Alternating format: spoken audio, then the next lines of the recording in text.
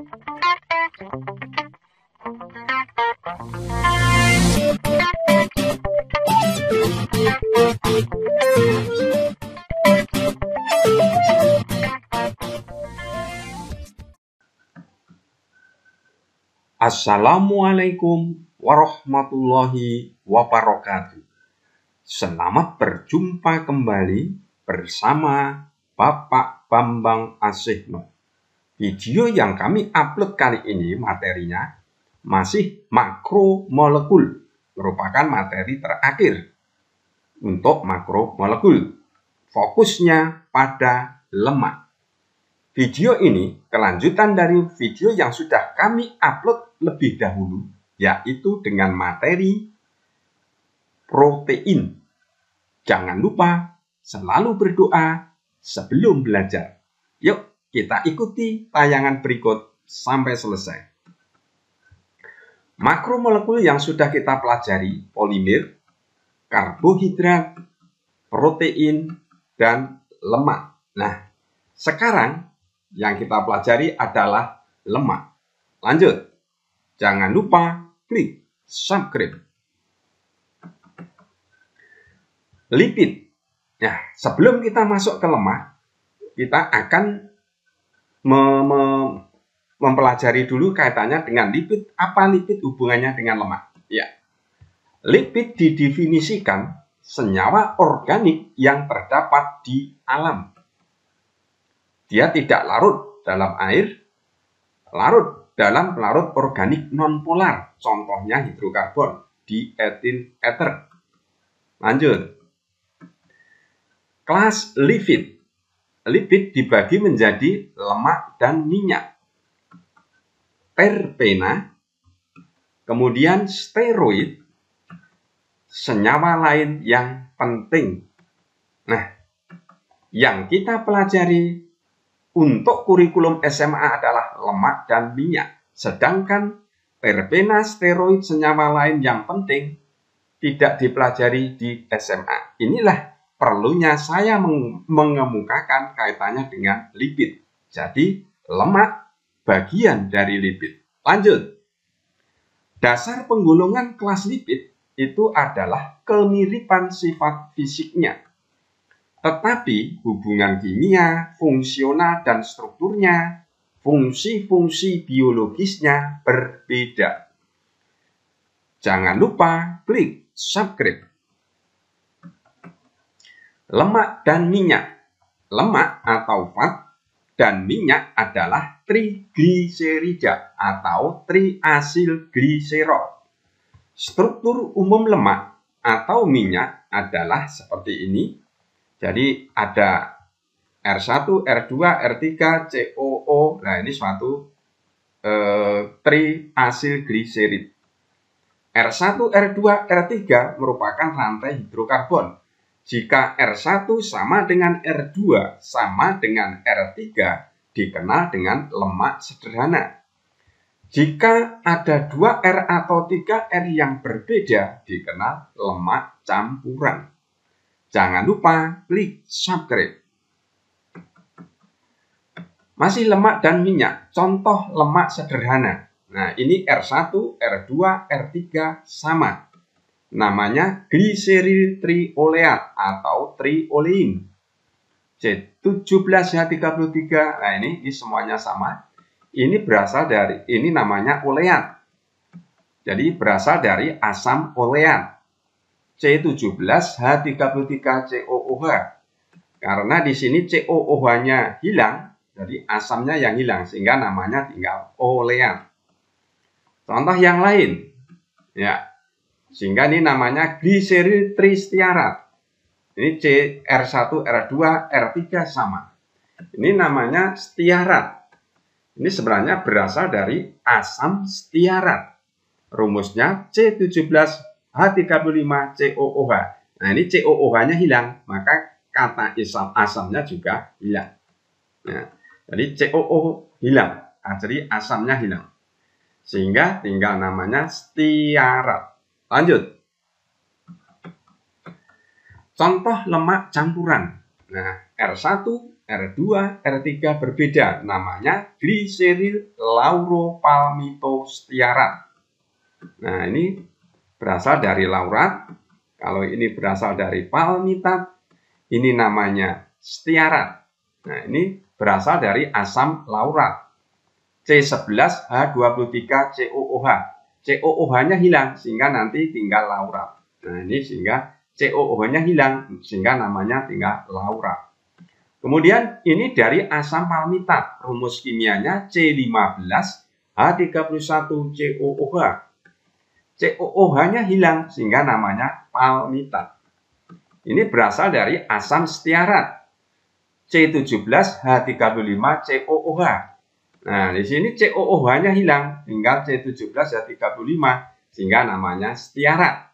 Nama seluruhnya adalah gliseril, dari kata laurat diganti lauro, palmitat diganti dengan palmito, stiarat tetap stiarat, sehingga gliseril lauropalmitostiarat. Jangan lupa klik subscribe. Ya, tata nama lemak. Ini tadi lemak, rumus strukturnya. Jika R1 sama dengan R2 atau sama dengan R3, maka namanya gliserol atau gliseril tri plus nama asam lemak. Jika R1, R2, R3-nya tidak sama, maka namanya gliserol atau gliseril. Nama R1 diberi akhiran O, nama R2 diberi akhiran O, ditambah nama R3. Lanjut. Contoh. Ini R1 sama dengan R2 sama dengan R3. R-nya kita ganti dengan asam oleat. Tetapi COOH-nya hilang. Sehingga nanti R1, R2, R3 adalah C17H33. Sehingga inilah. Nah, sehingga namanya gliseril trioleat atau triolein. Nah, jadi karena ada 3 maka trioleat itu C17H33. Karena COOH-nya tidak ada, maka kata asam hilang. Jika R1, R2, R3-nya tidak sama, R1 asam palmitat, R2 asam oleat, R3 asam stiarat. Nah, sehingga rumusnya ini. C15H31 dari palmitat, C17H33 dari asam oleat, C17H35 dari asam stiarat. Namanya gliseril. Ini dari palmitat menjadi palmito, ini oleat menjadi oleo, ini tetap stiarat. Sehingga namanya gliseril palmito oleo stiarat. Lanjut. Jangan lupa klik subscribe. Perbedaan lemak dan minyak. Ya. Pada suhu kamar, lemak berbentuk padat, sedangkan minyak cair. Sebagian besar lemak terdapat pada hewan, kalau minyak pada tumbuhan. Dikenal dengan lemak hewani, tetapi kalau minyak nabati. Umumnya tersusun dari kalau lemak, asam lemak jenuh. Kalau minyak, asam lemak tak jenuh. Lanjut. Jangan lupa klik subscribe. Persamaan lemak dan minyak. Sama-sama kelas lipid. Hidrolisis lemak dan minyak menghasilkan asam karboksilat, yang selanjutnya disebut asam lemak. Mempunyai tata nama yang sama. Kebanyakan lemak dan minyak terdapat di alam merupakan trigliserid campuran. Mempunyai struktur kimia yang sama. Lanjut. Lemak dan minyak, contoh untuk asam lemak jenuh. Rumus strukturnya seperti ini. Rumus kimianya C4H8O2. Nama umumnya asam butirat. Nama UPEC-nya asam butanoat. Sumbernya dari lemak susu. Berikutnya, ini rumus strukturnya. Rumus kimianya C16H32O2. Nama umumnya asam palmitat. Nama UPEC-nya asam heksadekanoat. Sumbernya lemak hewan dan nabati, lemak hewani dan nabati. Lanjut. Ini CH3CH216COOH. Rumus kimianya C18H36O2. Nama umumnya nama asam stiarat. Nama UPEC-nya asam oktadekanoat. Sumbernya dari lemak hewani dan nabati. Jangan lupa klik subscribe. Contoh asam lemak tak jenuh. Rumus strukturnya ini tak jenuh, ada ikatan rangkapnya, terletak pada C nomor 89. Ya. Rumus kimianya adalah C16H30O2. Nama umumnya asam palmitoleat. Nama UPEC-nya ya kita belum ada. Sumbernya lemak hewani dan nabati. Berikutnya C18H34O2. Namanya asam oleat. Nama UPEC-nya asam 9-oktadekanoat. Sumbernya lemak hewani dan nabati. Nah, ini ikatan jenuhnya terletak pada C nomor 9, maka asam 9-oktadekanoat. Lanjut. Contoh asam lemak tak jenuh. Rumus kimianya, ini ikatan rangkapnya ada 2. Rumus kimianya C18H30O2. Nama umumnya asam linoleat. Nama UPEC-nya asam 9,12-oktadekadienoat. Sumbernya minyak nabati. Jangan lupa klik subscribe. Contoh asam lemak tak jenuh masih ya. Ini ikatan rangkapnya ada 2, ya, ada 3. Rumus kimianya C18H30O2. Nama umumnya asam linolenat. Nama UPEC-nya asam 9,12-15-oktadekadenoat. Jadi ikatan rangkapnya terletak pada 9, 12, dan 15. Sumbernya dari minyak biji rangi. Lanjut. Masih asam lemak tak jenuh. Nah, rumus strukturnya seperti ini. Rumus kimianya C20H32O2. Nama umumnya asam arakidonat. Kemudian sumbernya minyak nabati. Kita lihat komposisi kasar asam lemak dari beberapa minyak dan lemak yang lazim. Nah, jadi minyak jagung itu komposisinya terdiri dari asam palmitat, asam stearat, asam oleat, dan asam linoleat. Sampai pada lemak manusia, itu juga palmitatnya 25%, stearatnya 8%, oleatnya 46%, linoleatnya 10%. Atau kita cermati, maka minyak jagung itu kadar asam oleatnya tinggi, 45. Kemudian minyak kedelai yang tinggi adalah asam linoleat.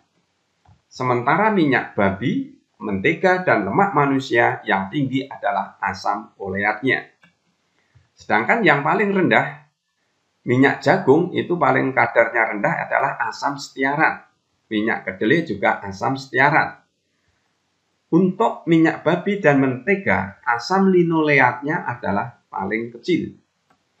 Untuk lemak manusia, asam stearatnya paling kecil, 8%. Lanjut.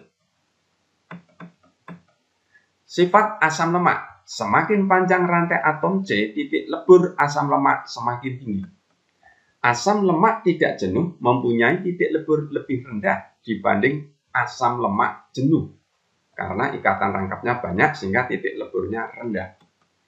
Kelarutan asam lemak dalam air berkurang dengan bertambahnya rantai karbon. Asam lemak larut baik dalam pelarut organik dan alkohol panas. Asam lemak merupakan asam lemah. Lanjut. Jangan lupa klik subscribe. Reaksi-reaksi pada lemak. Reaksi pada lemak meliputi reaksi hidrolisa, reaksi hidrogenasi, reaksi penyabunan atau saponifikasi, reaksi oksidasi. Kita lihat reaksi hidrolisa. Hidrolisa itu adalah lemak direaksikan dengan air sehingga menjadi penyusunnya gliserol dan asam lemak. Contoh hidrolisis tristearin. Nah, Ini tristearin, penyusunnya asam stearin. Sehingga di sini plus H2O membentuk gliserol ditambah dengan, nah ini asam stearat. Penyusunnya asam stearat. Lanjut. Jangan lupa klik subscribe. Reaksi hidrogenasi, reaksi penambahan hidrogen. Cirinya mengubah ikatan rangkap menjadi ikatan tunggal, termasuk kategori reaksi adisi. Jadi lemak tidak jenuh dengan hidrogen menjadi lemak jenuh. Contoh, gliseril trilinoleat, ini berupa cair. Dengan hidrogen atau hidrogenasinya menghasilkan gliseril tristearat. Ya. Lanjut.